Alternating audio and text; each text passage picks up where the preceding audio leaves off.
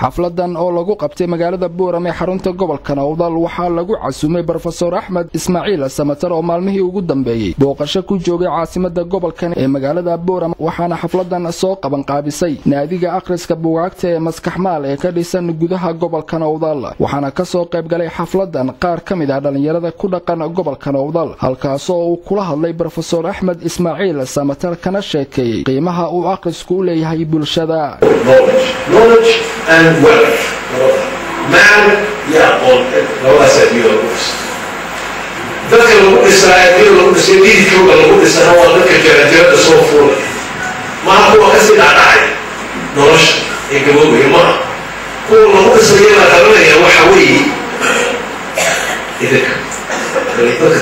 soo koraya jarajarada imida soo koraya jarajarada kuwaas la rabtaa oo lagu dhisay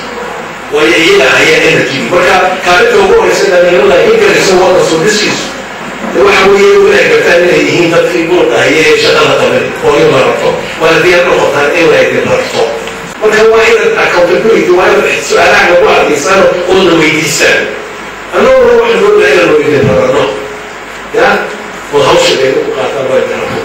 oo axal ay ka wada وإذا سوين ما في ولا يهو هي تبقى ريور بيجو ريور بحوي ما كان بيناتي ترى صوت السر أبغى أتصير على عيش ما لها صديق أنا وحناني لا والله وحناني وشرف لي حناني الضحية أنت صوتي ولا سيرس ما كان بيجو تقوم تغيرون دوني وما كي واحد محاول عيد بير عنو ما هتحس هو حوي الصوت إيه والصوت وكله لكن ده ما هو الصلاة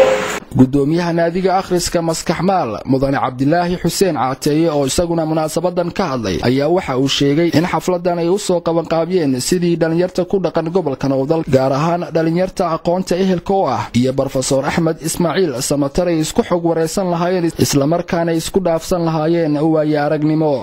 maskaxmaal ujeedooyinka loo aasaasay wax kamid ah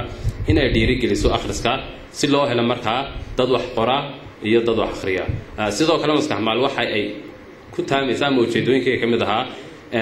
in ay helaan dhalinyartu meelaha ay ku kulmaan iyagoo soo bandhigaya waxyaabo Ilaahay hibada u siiyay ee u qarsoon ay dhalinyartu kala faa'iideystaan iyo dadka aqoon-yahaniinta waaweyn si uga faa'iideysan lahayn maskaxmaal waxyaabaha laga daydo waxa ka mid ah run ahaantii magaalada Boorame imika waxa ka jira ilaa 8 naadi ilaa 6 naadi meelaha qiyaastii naadiyadaas waxay wada aasaasmeen maskaxmaal 2 sano markay jirta kadib ayaa naadiga horeeya la aasaasay kuwa kalena sanad markuu kaasi sii jiro wixii ka dambeeyay la aasaasay taas markaa waxay ku tusaysaa in wadadii fiicneeda maskaxmaal ee bulshada tustay in wadadii ay wada mareen dhammaan xadanay dhalinyartii oo ahayd ujeedooyinka waaweyn maskaxmaal waxyaabaha qabsoomay waxa kamid ah in maskaxmaal ay dhawaan doonaysay in ay dadka u sameeyso public library marar badan ay maxadana ku dhawaaqday public library ay sameeysay ma ahayn mid meel kira ah waxa ay doonaysay dhul intay hesho kadibna dhulka ay dhisto oo marka public library-gaas noqdo mid aad u ballaaran maalin dhaweyd ayaa waxay gudoomiyaha degmada iyo gudoomiyaha gobolkuba waxa ay noogu ballan qaadeen inay dhulka diyaar noo leeyihiin bisha July hadii la yiraahdo ay dhulkaana siinayaan kadib dhulka marka ay nasiyaan waxaan rajaynaynaa anaguna sidaan u baranay inaan dhulka dhisi doono oo ka dhigi doono public library welina ka ugu weyn Soomaaliland ee loo dalxiis yimaado oo loo wax yimaado dad badan ay ku kulmaan aqoon-yahaniin badan ay ku soo taamaan ayaan rajaynaa insha Allah inuu noqon doono waxaana gabagabadii xafladan dhalinyartan ay su'aalo kala duwan ku weydiiyeen Professor Axmed Ismaaciil Samatar kuwaas oo jawaabihii uu professorku ka bixiyay aad u qancisay Fatax Axmed Hadwanaag News magaalada Boorame